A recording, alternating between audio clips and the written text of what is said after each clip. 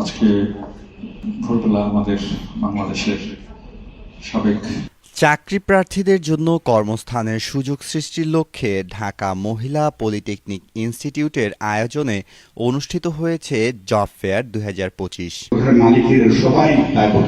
এ আয়োজনের মাধ্যমে কারিগরি শিক্ষার গুরুত্ব, কর্মজীবন গঠনের সম্ভাবনা এবং চাকরির সুযোগ সম্পর্কে তরুণদের বাস্তব অভিজ্ঞতা অর্জনের একটি কার্যকর প্ল্যাটফর্ম তৈরি করা হয়। সভাপতিত্ব করেন জনাব প্রকৌশলী মোহাম্মদ খোরশেদ আলম। অ্যাসেট প্রকল্পের অর্থায়নে এ চাকরি মেলা অনুষ্ঠিত হয়। প্রধান অতিথি হিসেবে উপস্থিত ছিলেন জনাব মোহাম্মদ রফিকুল ইসলাম এবং বিশেষ অতিথি হিসেবে উপস্থিত ছিলেন জনাব আবুল খায়ের মোহাম্মদ আক্কাস আলী। শিক্ষা বলতে তো আসলে এটি না।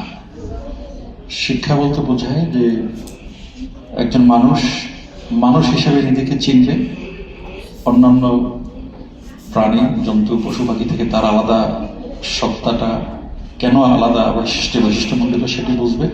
জব ফেয়ারে দেশের শীর্ষস্থানীয় 41টি প্রতিষ্ঠান অংশগ্রহণ করে। এর মধ্যে উল্লেখযোগ্য Singer Bangladesh, Pran group, Walton hitech industries PLC, Akij venture limited, Hamim group, global brand private limited, lecture publications limited, Anu food and beverage limited.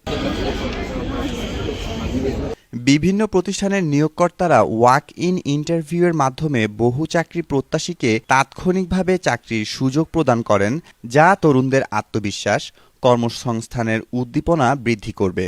আয়োজকদের মতে এই আয়োজন তরুণদের কর্মসংস্থান বৃদ্ধি, দক্ষ মানব সম্পদ উন্নয়ন এবং বেকারত্ব দূর করতে গুরুত্বপূর্ণ ভূমিকা রাখবে।